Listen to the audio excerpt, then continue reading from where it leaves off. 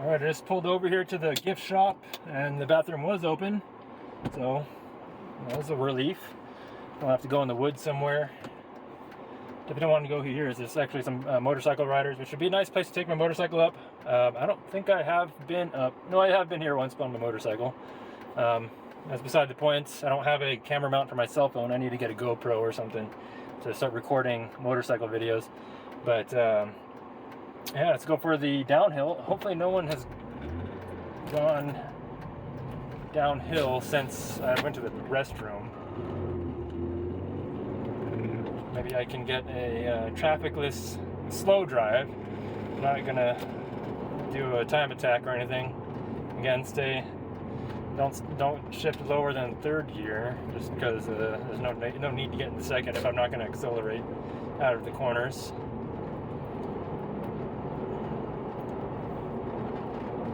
As I look, okay, the viewfinder looks good. And now I'm just gonna be riding the brakes essentially. I don't even think I need to use third gear if I'm going downhill. Maybe third gear for here.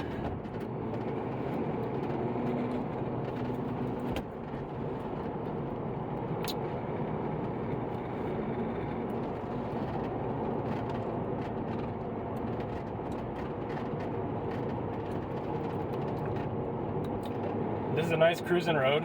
Again, the speeds are slow, like I was mentioning in the previous video. However, I do have to watch my brakes. I was mentioned at the end of the video that my brakes are warped,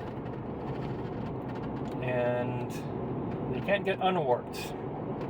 I did get them turned, but I didn't prevent them from getting warped again. So now they're still warped.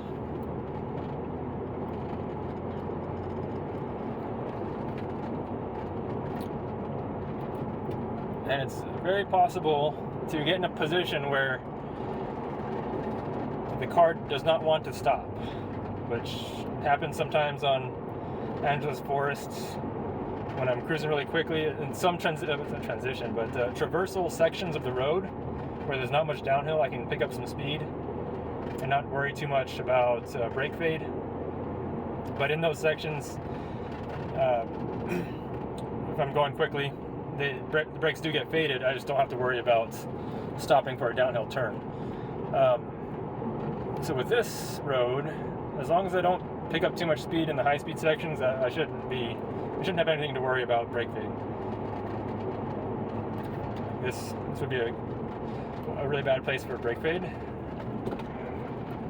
And then third, sloppy rev match.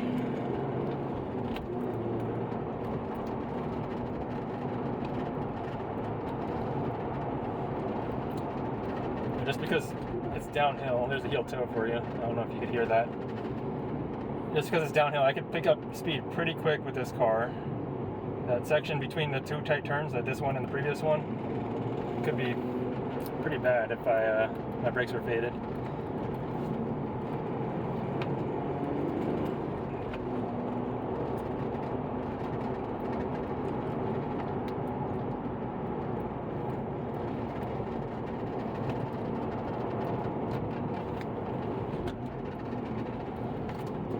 Going in this direction, these right-handers are tighter by the very nature of being on the inside radius of the turn.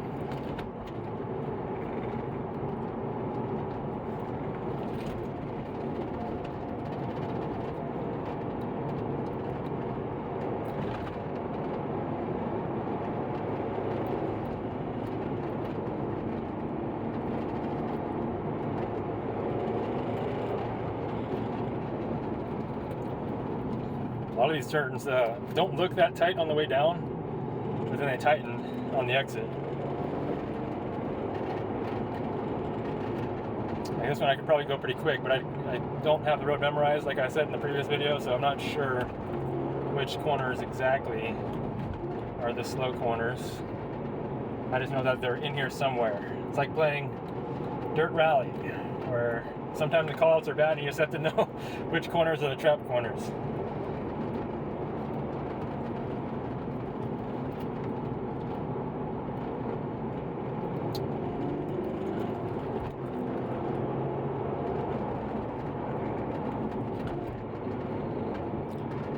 think in one review of the original Dirt Rally 1, they likened it to the Dark Souls of sim racing, where you just got to memorize the patterns, and then it becomes easy, technically easy. You know, if you have some sim racing skill, it's not too difficult to go pretty quick.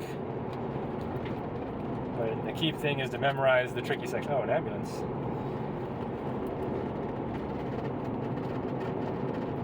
Yeah, the key point is to memorize the difficult parts. The fire department ambulance, it looks like it. I don't even know if it's been in the viewfinder yet. There it goes. There's the ambulance. What does that say on the back?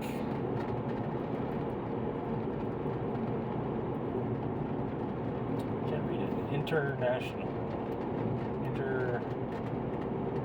No. I'm trying to read the writing. I can't read it.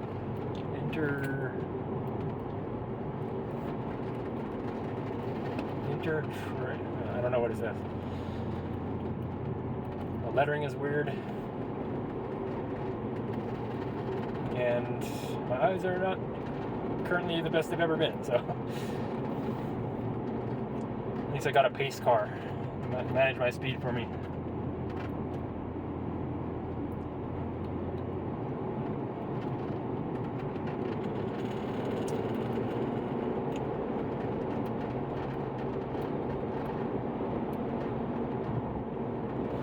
So I should probably shift into fourth. No reason to stay in third.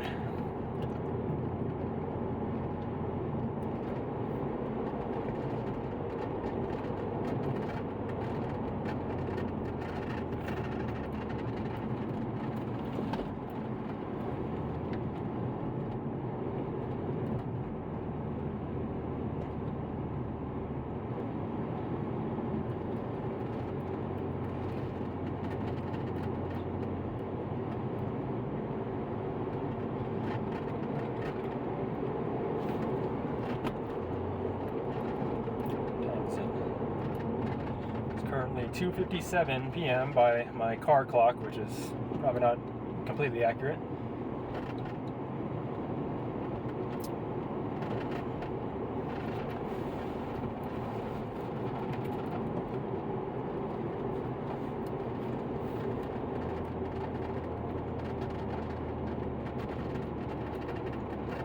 I'm going to pull off here for a bit.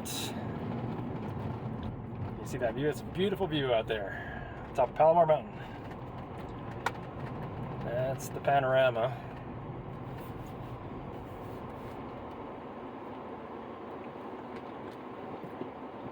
I think I've been up here a couple times on my motorcycle, actually.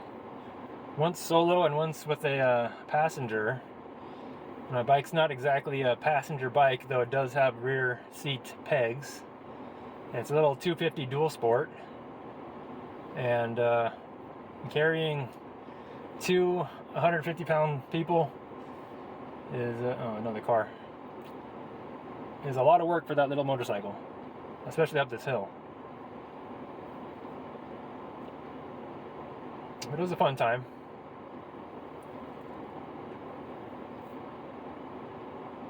There is a Fox Raceway down the road, a motocross raceway, that is, not for cars, you know. It's a dirt track with jumps and everything. Motocross is what it's called.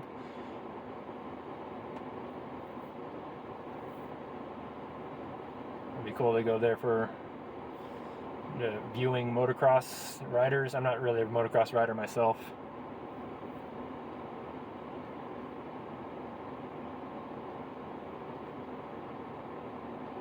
Okay. Just trying to count down the seconds for these cars to get further down the road.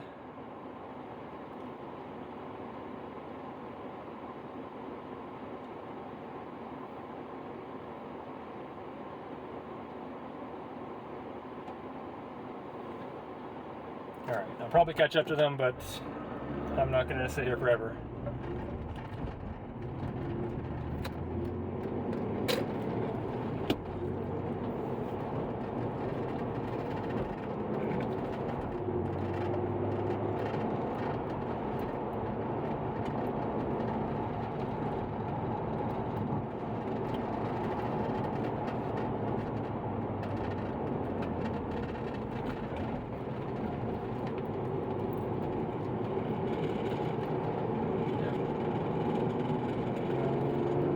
right-handers are now almost twice as tight. Probably not that much, but they're tighter, just being on the right-hand side of the road for the right-handers.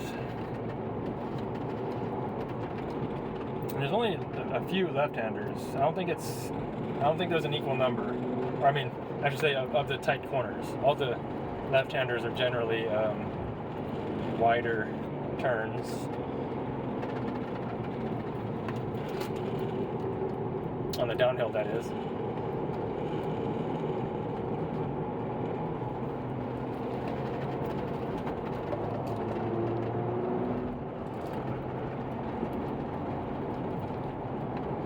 Wasn't sure if I needed to brake there or not, but I didn't.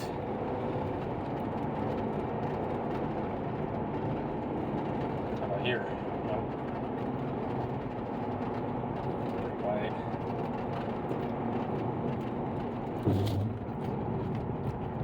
Open the camera again.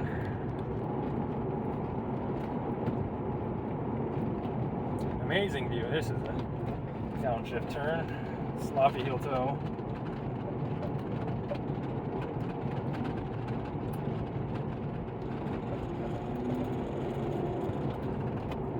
Camera's a little crooked again.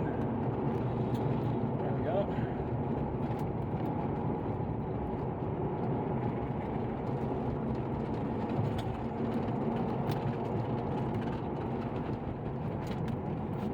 Downshifted. Downshifting middle of the turn. Not comfortable.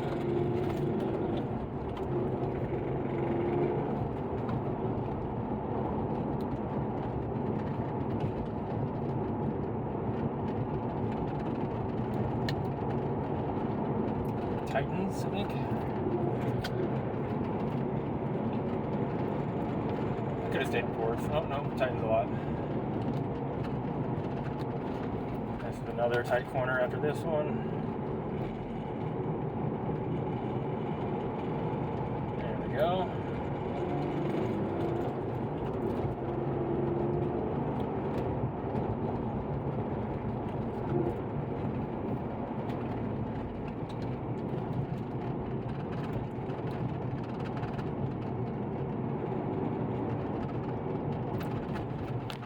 Shit. Straighten out this camera again.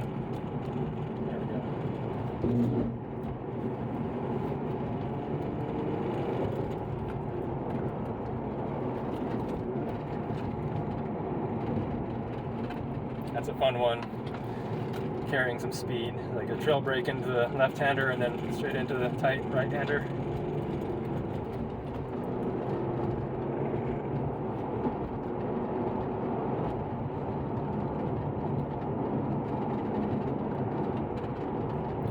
And there it is, the end of South Grade S6 in Palamar.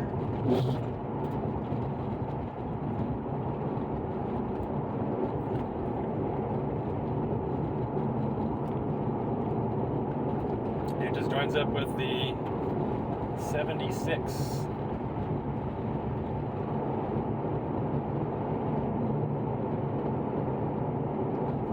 Hope you enjoyed the drive. Till the next one.